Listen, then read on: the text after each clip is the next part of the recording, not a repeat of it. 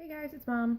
We're almost to October 2016, and today I want to talk with you about respect for authority.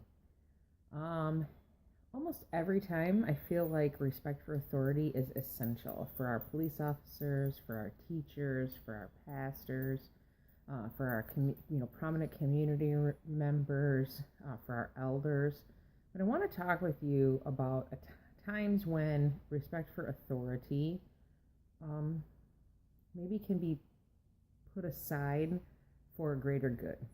And so, where all of this is stemming from is at a football game, there was a really, really hard hit on one of the players that could have caused life changing damage to that boy, cut his face open, but something that could have been very, very dangerous and could have affected the rest of his life.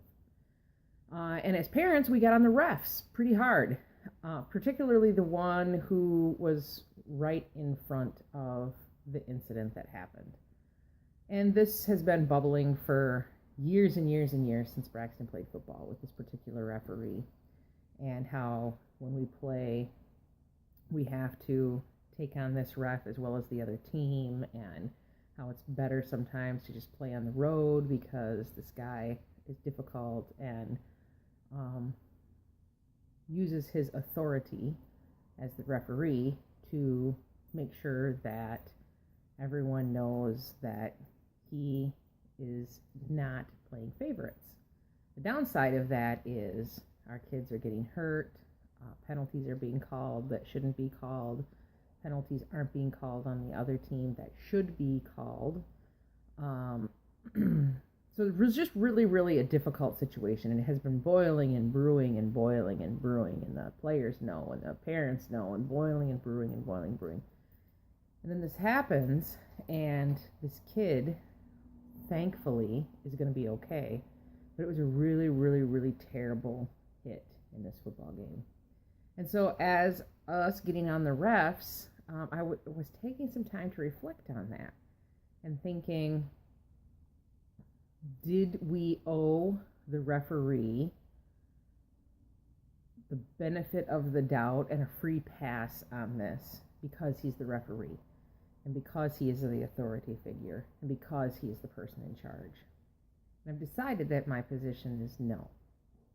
So when people who are in positions of authority or our elders or people that we are to respect abuse the power, they lose the respect. Their position no longer protects them in a position of respect.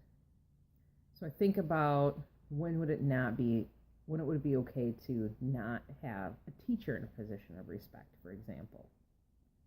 Well, if they're hitting kids or if they are creating an environment where children aren't safe, then they don't get a free pass for respect because they're a teacher, a pastor. We have heard all of these talks about sexual assault of children by the clergy. Those people, they don't get a free pass. Now, what is the difference between somebody who's really irritating you, let's go back to a teacher, who you don't get along with, who is a struggle for you to understand, who you don't like their teaching style? None of those things are reasons that teacher would not still deserve your respect because they are doing what they're supposed to be doing, and the conflict is with you. So I guess the problem becomes when someone takes advantage or when someone uses their authority for harm or for damage to others. That is the point then that they lose the respect that they are given simply because of the position of power in which they hold. So I'm asking you to please always respect your elders, always respect your teachers, always respect law enforcement officers, always respect clergy, but always protect yourself from anyone whether they're in a position of power or respect over you, or your peer, or someone that you have a position of power over. Respect them, but always keep yourself and keep your family safe.